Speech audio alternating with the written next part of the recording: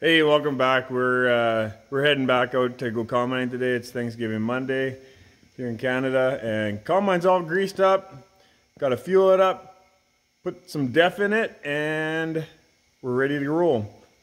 This morning we were spending some time moving some grain around, we did a whole bunch of drying, so moved some grain, getting some bins cleaned up. So once we're rolling, we can just give her. So yeah, let's go.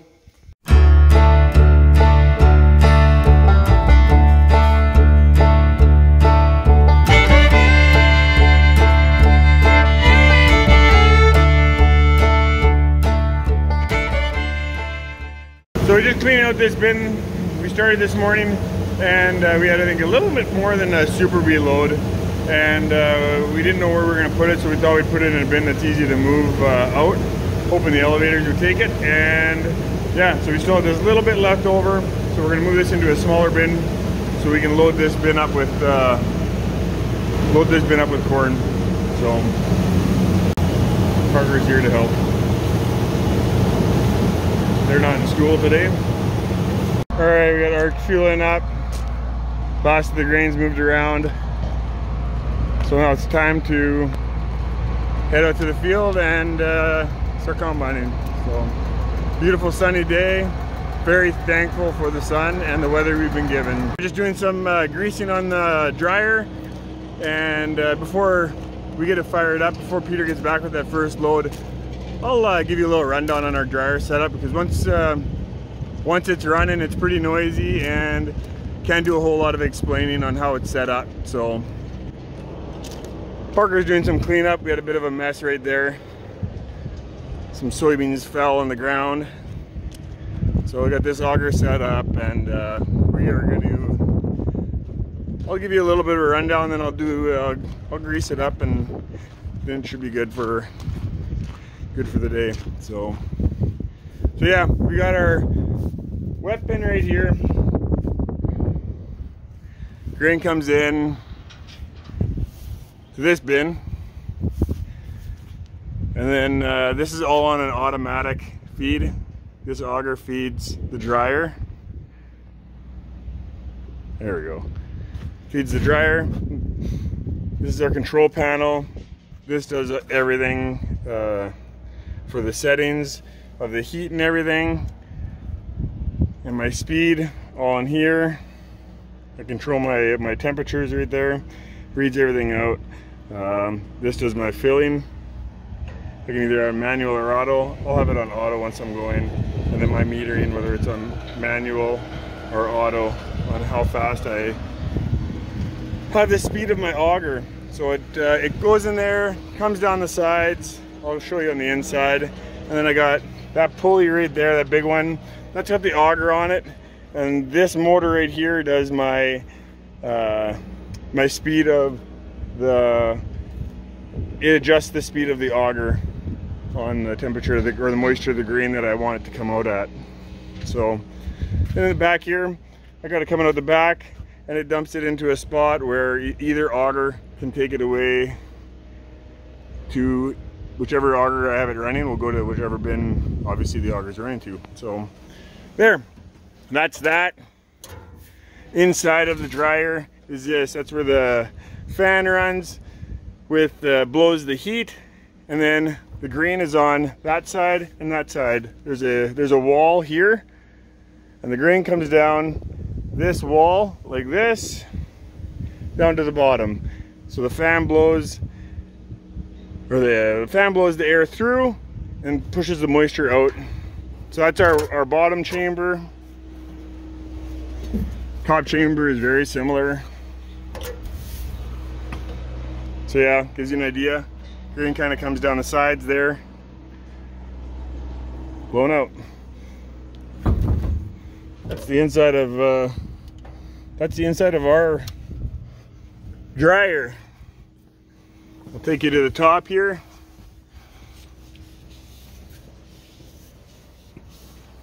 So here's that auger. The fill auger going out, and inside did some cleaning up, so there's a bit of oats in here, but yeah, this auger runs keeps it level on top. And then right there, this thing right here spins around and around.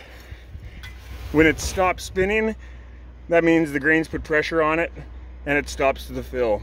So that's how it determines when the auger should be kicking in and out to fill the dryer. So that's a quick rundown of the dryer. Right on, first load of the day coming in. A little later than what we were hoping, but that just took more time to move that grain than we were wanting. So, yeah. Dryer is running, so as soon as he dumps in, we'll turn the augers on. Well, we got the dryer all running. Peter's ran his second load back, and I brought the semi out. Seems like it's coming in pretty good. Guys are moving along really good here, so I'm gonna jump in the combine with Arch and see how things are running. Daryl's running the cart, and yeah, beautiful sunny day to be harvesting corn. So yeah, we've done this much so far. Well, not the whole field, but part of it we did Saturday. Looks like the cart's just about full.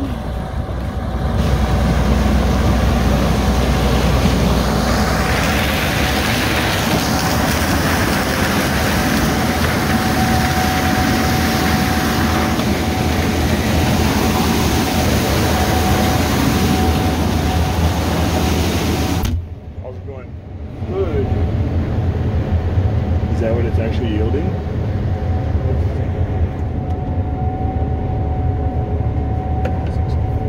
It's been calibrated pretty close. Well, I haven't done the last little bit, but yeah, at one point I was 10 over, and one time I was dead on. It's getting a little better as we get further to this end of the field. Okay.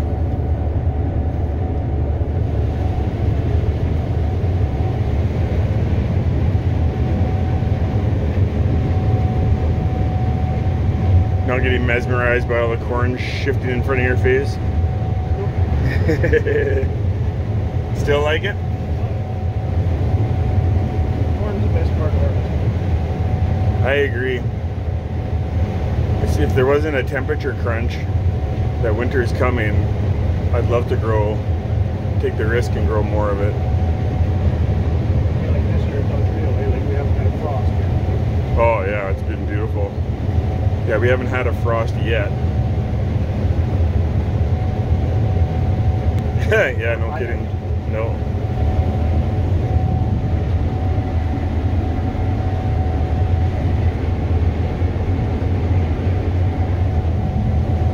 Well, I don't know, that's pretty darn good. We're running wet yield, it was reading right around 190, so I'm not sure. We'll see how it averages out throughout the whole field, but this field seems to be doing very, very well. So average, it looks at around 165.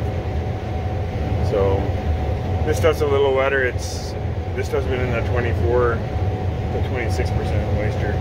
Or did you hear me on the radio? Did you hear me on the radio when I was talking about that, Arch? Yeah. What's it?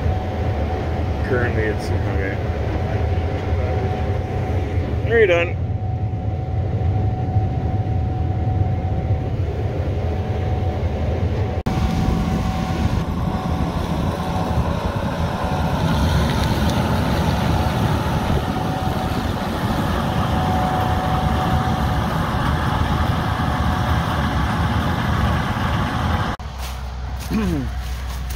Well, that was pretty cool to see the yields doing well. I'm not expecting the whole field to do that well, but obviously we hit a bit of a hot spot. So moistures are way higher than what I'd like, but we have the manpower right now and we'd like to get her cleaned up, and I think the moisture's right around that 26%-ish, 24 to 26. So you gotta take 10% of that yield, and at least 10% will come off with shrinkage from the moisture. So yeah, but either way, that's still a very good year considering how dry we are. Daryl's loading me up.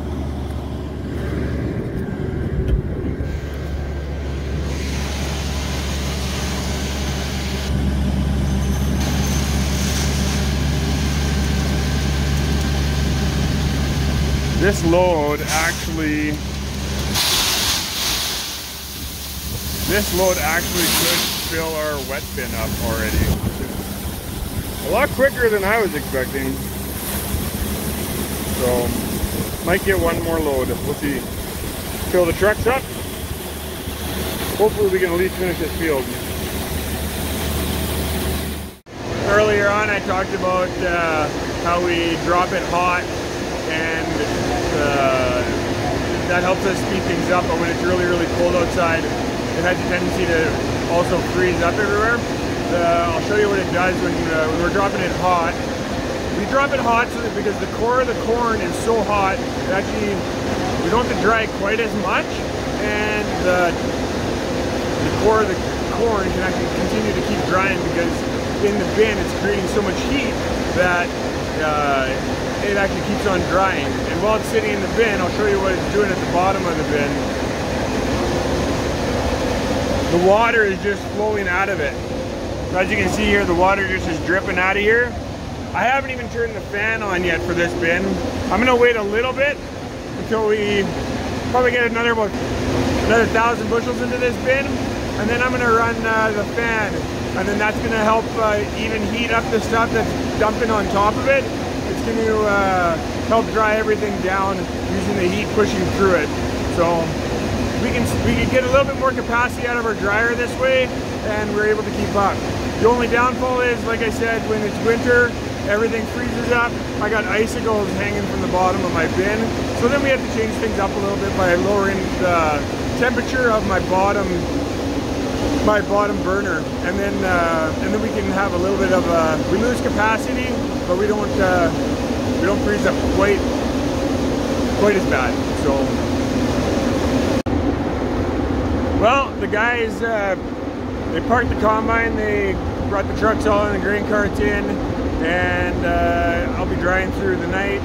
Try and get as much as I possibly can. We'll see how long I go, so that we can have a good day tomorrow. So we had a good day today. Try and get as much done before the rain comes. And yeah, if you liked the video, please subscribe and give it a thumbs up. Happy Thanksgiving to all my Canadian viewers.